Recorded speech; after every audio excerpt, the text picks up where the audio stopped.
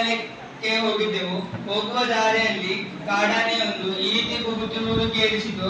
ಅದರ ಸದ್ದು ಹೀಗಿತ್ತು.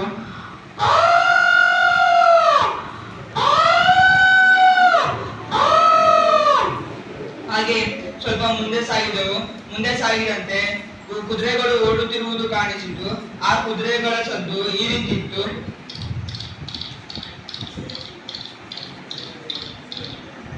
ಹಾಗೆ ಮುಂದೆ ಸಾಗಿದೆವು. ಮುಂದೆ ಸಾಗಿದಂತೆ ನರಿಗಳು ಕೂಗುವ ಸದ್ದು ಕೇಳಿಸಿತು.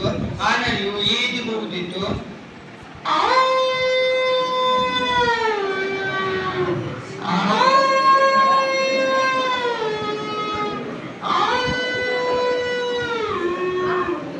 ಹಾಗೆ ಮುಂದೆ ಸಾಗಿದಂತೆ ಒಮ್ಮೆಲೆ ಎದೆ ಜಿಲ್ಲೆಂದಿತ್ತು.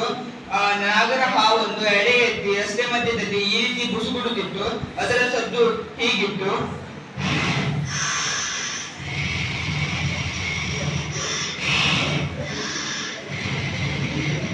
ಹಾಗೆ ಮುಂದೆ ಸಾಗಿದೆವು. ಮುಂದೆ ಸಾಗಿದಂತೆ ಒಂದು ಮನೆಯಲ್ಲಿ ನಾಯಿಯು ಏನನ್ನು ನೋಡಿ ಈ ರೀತಿ ಬೊಗಳುತ್ತಿತ್ತು. ಅದರ ಸದ್ದು ಹೀಗಿತ್ತು.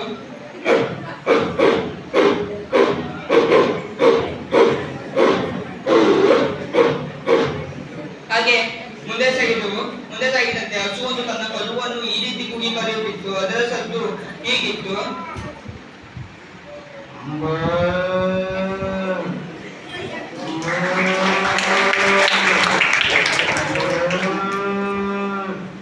ಹಾಗೆ ಮುಂದೆ ಸಾಗಿದಂತೆ ಬೈಕ್ ಒಂದು ವೇಗವಾಗಿ ಈ ರೀತಿ ಬರುತ್ತಿತ್ತು. ಅದರ ಸದ್ದು ಹೀಗಿತ್ತು.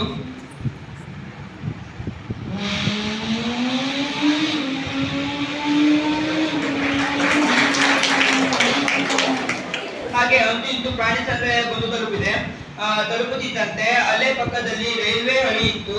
ಆ ರೈಲ್ವೆ ಹಳಿಯಲ್ಲಿ ರೈಲೊಂದು ವೇಗವಾಗಿ ಬರುತ್ತಿತ್ತು. ಅದರ ಸದ್ದು ಹೀಗಿತ್ತು.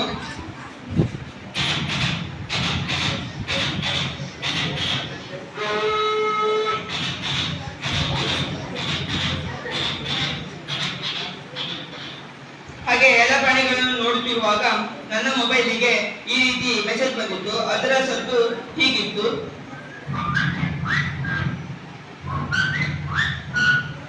ಹಾಗೆ ಸ್ವಲ್ಪ ಮುಂದೆ ಹೋಗುತ್ತಿರುವಾಗ ಎತ್ತರದಿಂದ ನೀರು ಈ ರೀತಿ ತೊಟ್ಟಿಕ್ಕುತ್ತಿತ್ತು. ಅದರ ಸದ್ದು ಹೀಗಿತ್ತು.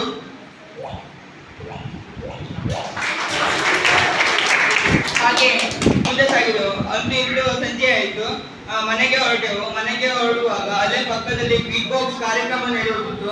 ಆ ಬಿಗ್ ಬಾಕ್ಸ್ ಕಾರ್ಯಕ್ರಮದಲ್ಲಿ ಬಿಗ್ ಬಾಕ್ಸ್ ಸದ್ದು ಈ ರೀತಿ ಕೇಳಿಸಿತು.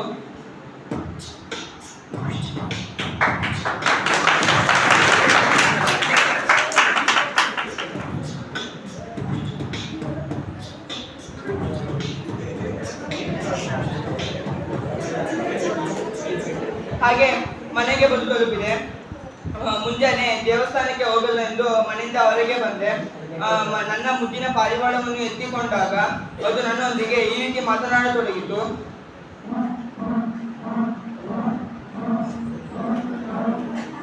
ಹಾಗೆ ದೇವಸ್ಥಾನವನ್ನು ಪ್ರವೇಶಿಸುತ್ತಿದ್ದ ಹಾಗೆ ಶಂಕನ ಅದು ಈ ರೀತಿ ಕೇಳಿಸಿತು.